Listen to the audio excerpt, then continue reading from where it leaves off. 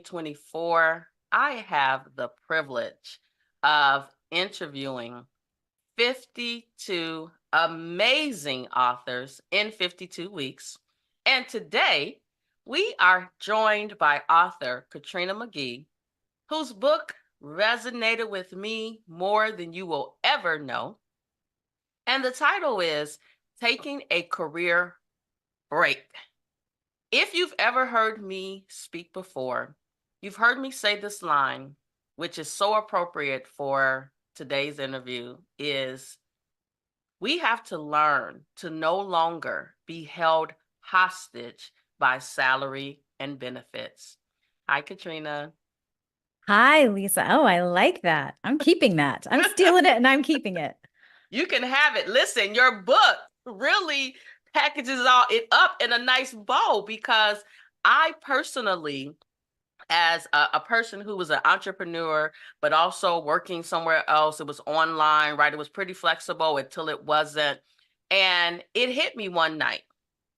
If you want to be an entrepreneur, independent, you've got to allow yourself to stop being held hostage. And when I say I was held hostage, like nobody was keeping me there, I was keeping me there. I got comfortable with the salary, the benefits, my consulting income, all the things, all the trips, right? But mentally, it was ripping me apart. The environment became toxic. And I'm like, at 50 years old, I'm too old for this, right? I'm 50, but I look 30, You right? So do. I want to continue this youthful look, right? And I could not do that in that toxic environment.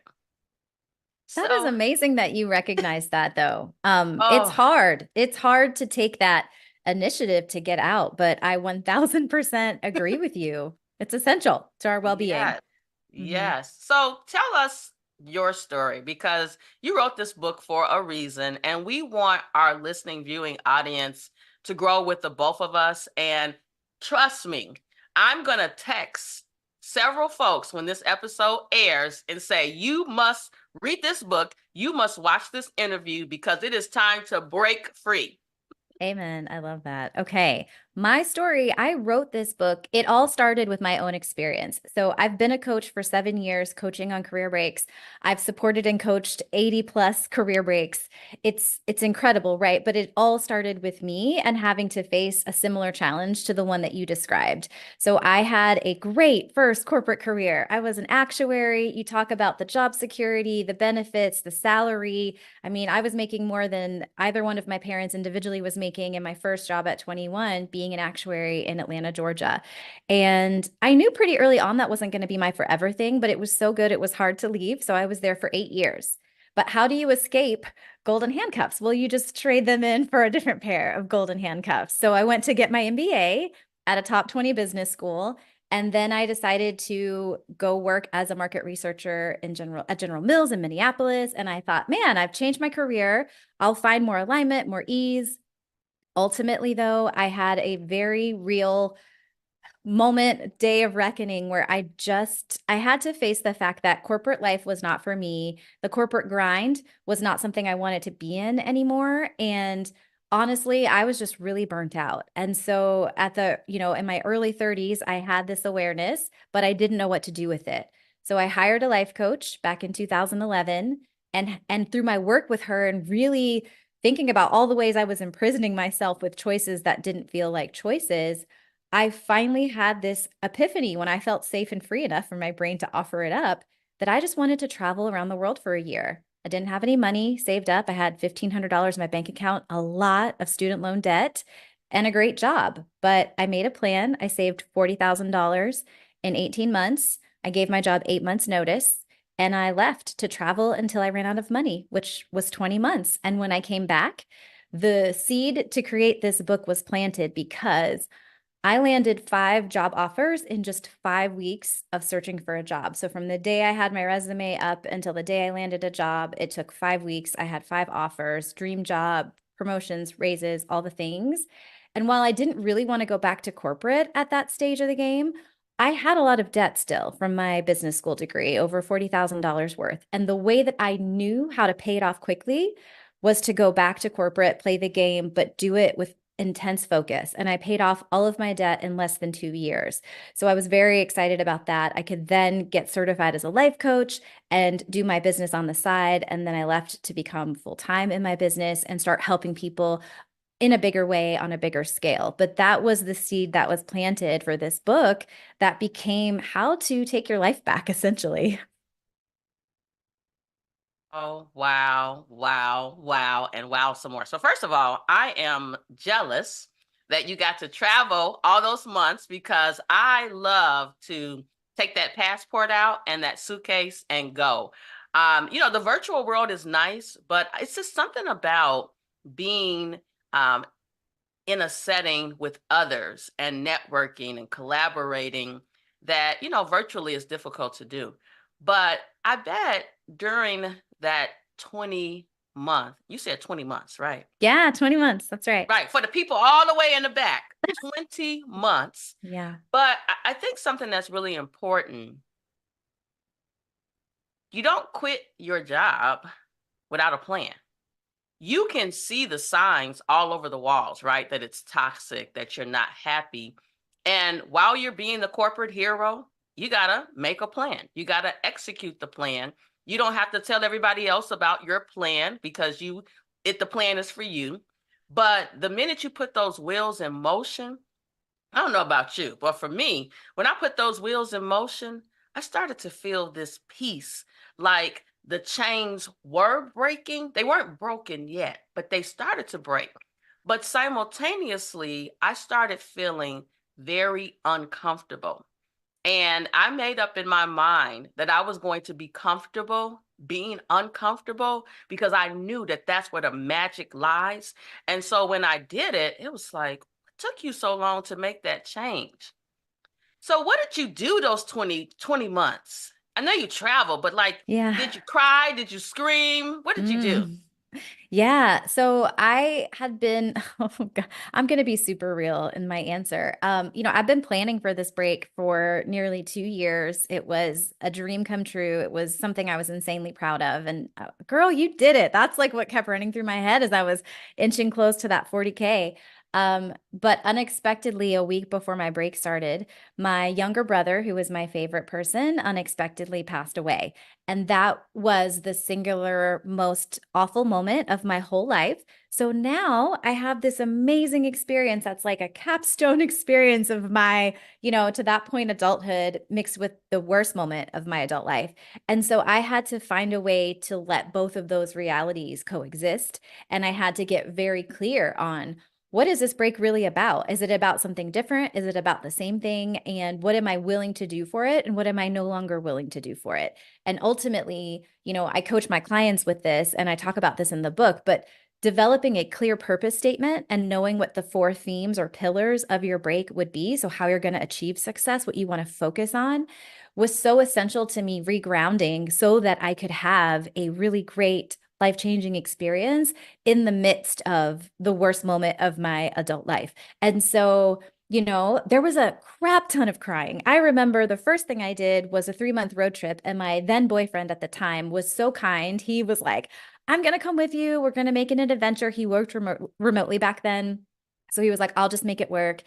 I would cry all the time. When we were on our long drives and the radio would come on, like any song that reminded me of him, I would cry. It was a lot of crying. I was like, oh my God, will I ever stop crying?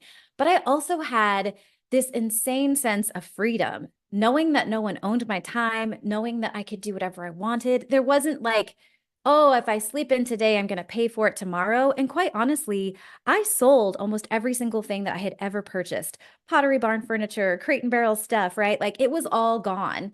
And the freedom, once it was gone, of no longer having a household to maintain. I didn't have bills to pay. I didn't have to dust. I honestly didn't even have to really like go buy groceries, right? So it was like this insane level of freedom where maintaining a house and feeling like I was still trapped in some shoulds and some routine was just completely gone. And it was jarring, but incredibly freeing. And I think it allowed me to be so present in my life and to really focus on what is in this moment, because my head wasn't focused on all of the to-dos that I should be doing, but I'm not going to, all the things I've got to do next, trying to like multitask this massive list in my head at all times. And that was really incredible. I did a lot of travel, and I also spent some time at home with my family and settling into a new place. I relocated during this time as well. And I just really tried to enjoy every stage of the journey and of my life. And when it was time to be peaceful, I was peaceful and still. And when it was time to go be bold and have adventures, I was in Bali getting certified as a yoga instructor, or I was playing with elephants at a sanctuary in Thailand. I was just living my best life and best change day to day. And I just honored whatever was true for me that day. Wow. Let me tell you, you have set so many people free in the last 5 minutes, you will never know. Some of us are, number one, afraid to cry, right? Because it's a sign of weakness. They think it's a sign of weakness. But I'll tell you, oftentimes I am shedding the things that are holding me back. So I'm in the car crying. I'm in the tub crying, right? I'm just sitting down watching TV and something will trigger me to Yeah. cry. But what I realized what was happening, and I talk about this in my book, I was shedding the weight that was holding me hostage. And for each and every one of us, that weight is something different, right? It could be physical weight, it could be emotional, it could be the job, it could be, a situation that happened to us that we're allowing us to prevent ourselves from moving forward. And I like how you say the first thing you did was really, honestly, make a strategic plan for yourself as an individual, right? Organizations have the mission and the vision and the values Yeah. and the goals and all the things, right? And as a corporate hero, we're helping them reach their dream while simultaneously our dream becomes smaller, smaller, and smaller, and sometimes non existent. So, by starting to figure out who you are as a person and establishing your mission, your vision, what are your short term goals? What are your long term goals? Doing that SWOT analysis on yourself helps lay the foundation. Now, some of you are like, that's too deep. Well, you know what? I got a solution for you. Taking a break for career dummies will help put you on that journey, because what you need is to see someone who made it on the other side because they lived to tell the story. I'm sorry to hear about your brother, but I suspect that something from that situation triggered you to realize that we only get one life and you need to live that one life, because you never know when you're no longer here or someone that you love is no longer here. So you can't look up and say, whoa, it's 2024. It was just 2020, right? We were just in the COVID, right? We were just in that stage of our life, and now we're on the other side of it. What are we going to do to reach the goals? Those, I have these dreams and visions of doing things in the future, and when they start to happen, I realize it's because I've planted the seeds. I had a plan in place. Was it easy? No, but I planted the seeds so that when it was time for me to reap the harvest, I was ready. I was ready mentally, physically, emotionally, spiritually. And that's what taking a break can do for you, because Yeah. you're not clouded by all these distractors, right? And sometimes they distract you so much you don't even realize they're a distractor. They're just there daily, walking down the street with you, on conference calls with you, and you think all is well, but all is not well. Yeah. And I want to take it a level higher. So, Higher, let's yeah, go. let's go higher. Let's go even one level higher. I don't know where exactly. I've not pinpointed the moment this became my reality, but I, for a very long time, have been acutely aware of having one precious life. And I have to say that for a lot of my clients, what you said is exactly true, that it's on the break or when something happens, it crystallizes, right? That like, I've got to make the most of it. And then maybe they want to take a break, or maybe, like the break helps them deal with something hard if the hard thing happens while they're on a break, but it really pushes them to live more true to who they are and what they want. I will say that like I was already on that journey. So what I learned was one level higher, because here's my truth. By following my truth and already operating under that pretense that like this is it, this is not a dress rehearsal, when he died, I fell apart. Like I didn't really want to be alive. I wasn't excited about life anymore. But what I had was $40,000 in my bank account. What I had was a job I had already left on great terms. What I had was a plan for what I could do if I chose to do it over the next few years. And it literally saved my life.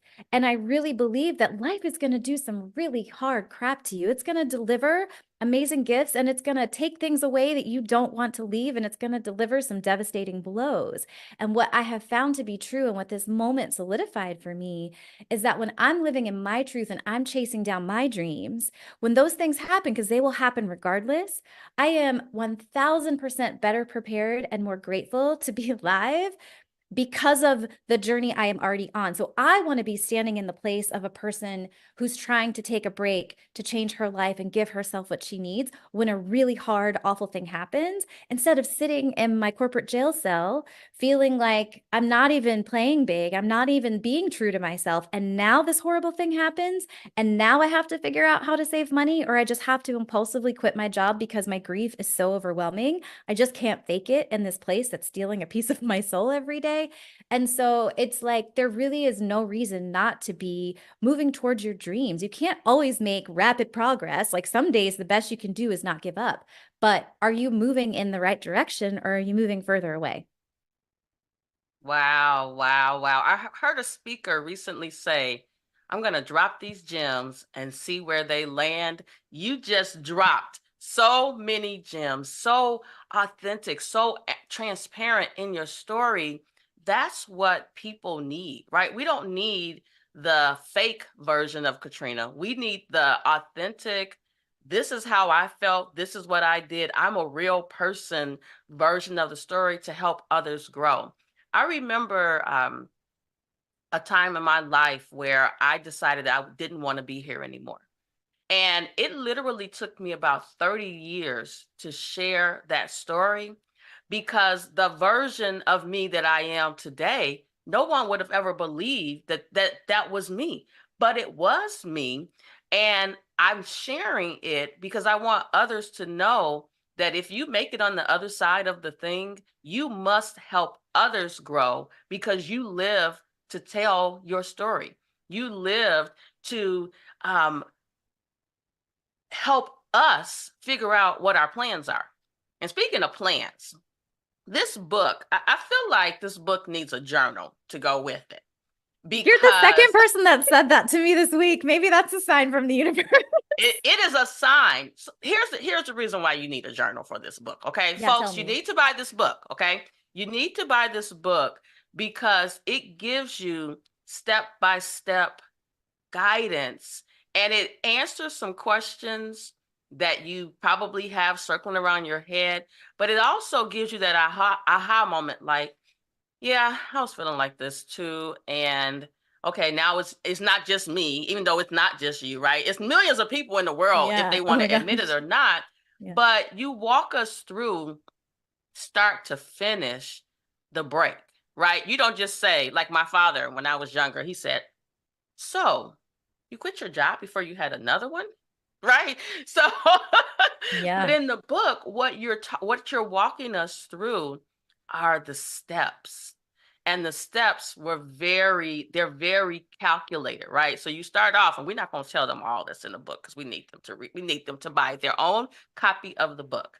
There's no Cliff Notes version. You need the real version. You got a cover of your book. You have a hard copy, because I I have a, do. let's show us the Yes. book. Okay. Oh, So look yeah. at the picture. The picture on the book is a woman who is free, Free. That free. was intentional. We went through stock photos and I was like, there needs to be a little nature because she's out connected to like the essentials, but like she's got to look free, at peace, like just really, and the sun. So that was very intentional. I'm glad you picked up on that. Yes, yes. Well, you know what? As a reader, and I know my husband's probably thinking, if another book shows up at this house, he said, are you buying all 52 books? I'm like, yeah, and more, right? Because when I wrote Grow With Me, I didn't realize the impact it was going to have on me, but Mm. others. And it is taking me places that I never thought I would go. But you got to be prepared, right? So I'm reading your stories. I'm reading books of other books. I'm rereading right now, believe it or not. I am rereading who moved my cheese, Oh, right? wow. Yeah. Because as a part of navigating a change, you have to, be able to draw upon concepts to help you figure out what the next is going to be, right? Because your cheese can be moved by you or it can be moved by others. Yeah. And I'd rather move my own cheese, Thank right, you. than allow somebody else to move it for me. Mhm. So, what's your favorite part of the book? Because you got a lot of chapters, a lot of parts in the book. What's your favorite? Oh, there's so many good parts. I think there are two I really love. I mean, I love so much about it, but on a higher level, I love the anecdotes. So here's the deal. In the book, I have about 70 anecdotes from over 24 clients and myself. And so my clients were so gracious. We had to get like permission forms signed and all kinds of things. It was honestly kind of a logistical nightmare, but it was so worth it because I don't want someone to read this book and think, oh, Katrina's just a unicorn, or, oh, that sounds good in theory, but what does that actually mean? Or I have no idea what that actually looks like, Katrina. And so I took the time to go back over my several years of coaching and through old emails and client updates to really illustrate the key points with real people examples, people who have kids, people who had debt, people who owned a home, people who had a partner, people whose partners didn't approve of their break, right? Like all these different scenarios that can help you find your story in this book. And it was so extra. I don't know if I knew going into it how extra it was going to be, I would have done it, but I'm so glad I did. It's one of the best, I think one of the best parts of the book. And one of my other favorite parts is very simple, but it's an analogy. I love analogies. I use them in my coaching because I can make a humorous analogy or a serious analogy kind of illustrate a point where you're like, oh, dang, I get it now. And so one of my analogies is about going to stay at a 5-star resort and not letting yourself use the pool because you're like, you've been dreaming about this pool. You've known about this pool. It's like revered in like architectural magazines or something. And you're like, no, I can't go because then I will be depressed for the rest of my life when I go back home and there's no more pool. So you deny it for the whole week of your vacation. And then you get home and all you can think about is the pool. And I use that as an analogy for the break and for honestly just living a better life. People sometimes are scared to step into better because they're like, oh, but what if it's temporary and then I could never go back and settle for crumbs? Good. Don't go back and settle for crumbs. You will get resourceful. You will be so freaking creative when you're motivated to want and expect and to desire more out of your life. But people oftentimes they negate or dismiss the level of resourcefulness, creativity, and just motivation they'll have to do better. And they just deny themselves any pleasure, any change that could be positive for fear that it's only temporary. Wow. So, I want to tell you something that's interesting. Okay. Chapter 12 of my book is called Faith Over Fear. And I concluded the book with that chapter because it was me letting myself know that in order to get to the next place, I had to have faith in myself, in my higher power, and make the change. And it was kind of like I was having an outer body experience because once I wrote the chapter, and let me not say wrote the chapter, I actually recorded the chapter. Like I didn't handwrite it, I didn't type it. And I was crying the entire time that I spoke the words. I was sitting on a balcony on the beaches of Jamaica, one of my happy places. And I happened to be at an event. And when I finished recording, I wiped my face off. It was dark outside. We were kind of like under this tent for an event. And when I sat down, everybody around me was like, you have this glow on your face. I didn't have any makeup on, but I had this glow because I had basically poured out my heart in that chapter and was releasing myself to go ahead and make that change. And that was April 2023. And so here we are in 2024. I made the change because I wrote about it in the book to hold myself accountable for doing it, right? Because I'm like, you put it in the book, you put it out into the cyberspace, right? Yeah. You've got to make the change. And I did, but it was so freeing. And that's what I know individuals will experience if they go through the entire book, take notes, because you got to see the antidotes, right? When you talk my one of my married couples, right, in Spain, they were chose to hike in Yeah. Spain. I was like, Yeah. whoa, these are real people, right? And then you got some Yeah. names and stuff, but it makes it more relatable to the day-to-day person. And there are some women that I've met, they make $400,000 a year and they're miserable, right? I mean, they are pulling up to the job in the nice car, having cried all the way there. And then they take their little makeup palette out, get their face together, have their power suit on, and they go in and tackle the day and then wake up the next day and do it all over again, becoming really shrinking as a person when $400,000, you can take a break, right?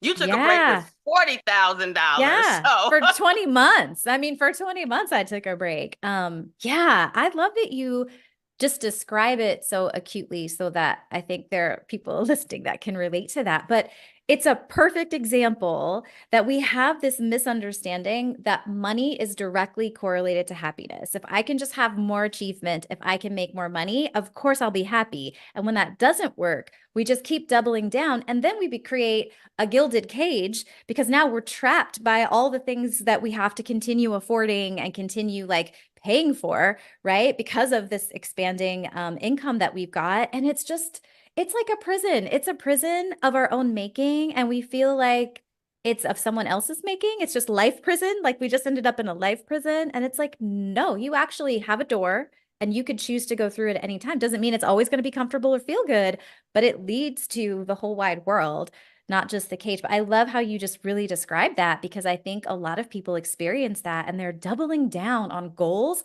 that no longer fit them, that don't feel aligned with what their spirit wants, and that will create nothing but a wasteland of the next 2 decades of great years of their life while they're just grinding it out, hoping to make it to retirement where they can start to like enjoy life. hmm, that was that old school thought process, Right. right? You Yep. work and then you retired. But what happens when you retired? You're probably old. You probably got some ailments making it difficult to do the things. So traveling now is key. I just recently read a book called The Psychology of Money. I don't know if you read that I book. have not. But it's a great book because it actually illustrates exactly what you just spoke about. Like you make all this money and you think you're happier, but when you really peel back the layers, you realize that you're not happy. You just have money. Just that funny. I honestly feel more free as an entrepreneur and I make sometimes very little. Sometimes I have great months. It's so unsteady, but I feel free. I have choices. I feel empowered. And quite honestly, if it all fell apart tomorrow, these last 7 years, I'm so glad I got to know what life felt like on this side of the fence. I would never wish that away. And I spent such great years. Like I'm 44. I spent such quality years when I had the energy and I had the time and I had the health going after my dreams, traveling the world, living like a nomad, but also just helping people do really cool stuff and writing a book that could potentially change someone's life. And I do not regret that one bit. Oh, you are changing lives. So listen, we got to get this journal, right? We have to get this Yeah. journal. And I'm not sure what else you are doing, but what else are you doing? Because we want our listening viewing audience. I know you're coaching, but are you speaking on large stages? You must speak on large stages. You I know. have to go in with a cage, walk in where you bust out of this Oh, cage, right? I You bust like out of this. this cage and you are setting people free because they need it. They need to see someone that's done it. You're going to have pictures of you traveling the world, right?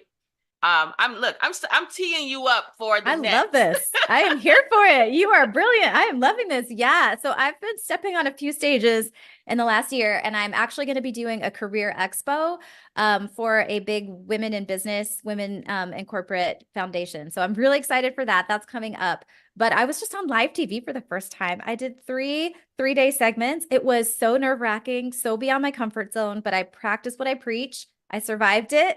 It was good. But yeah, that was like, I'm just stepping outside of my comfort zone to be more visible and to show up in other spaces. I love it. So listen, our time is up, but please tell our listening, viewing audience where they can find the book, where they can find you. We're going to have it on the screen when your episode airs, but I want them to hear you say it because I want them to be typing and Googling and all those things. Yeah, you can find the book at thecareerbreakbook.com. You can also find it on Amazon where almost all books live, but you can go to thecareerbreakbook.com and find it there. And if you want to follow me and get goodies and know about things like when I show up on TV or when I'm coming through town and signing books, you can download my freebie, which is 45 epic things to do on a career break. It's a list of 45 of the coolest things my clients have done on break, some with kids, some without, some with partners, some travel, some don't, some stay at home. It's just a really cool list. And so if you download that list, you'll get to see those things, but you'll also be on my newsletter. And so you'll get emailed about once a week and you'll know all the things I'm doing and when and where I can sign this book of yours. So I love it. Well, it has been such a pleasure meeting you, reading your book. I said I need a year, right? So I'm doing 52 books, 52 books, 52 authors, 52 weeks, right? 52. yeah. And it was a vision that I had, and I just put the call out there. You and other authors have answered the call, and it is confirmation for me that I'm doing what I'm supposed to be doing. And so I'm so blessed to be on this journey with you. And I really next year I'm thinking I got to do a "Where Are They Now?" segment, but Yeah. That'd be also cool. bring on folks that have read the book as a result of this episode and what impact this had on them. So, I think I just, That is brilliant. I would listen to all 52 episodes of that. I think the stories, the before and afters are always like it's like candy for me. I will eat that up anytime. I just get so inspired by other people's journeys. I do too. Well, thank you so much for being here today. This has been another episode of 52 Weeks, 52 Authors. I'm Dr. Lisa L. Campbell, the Growth Motivator, where I help individuals and organizations shed the weight that is holding them hostage. Bye bye now.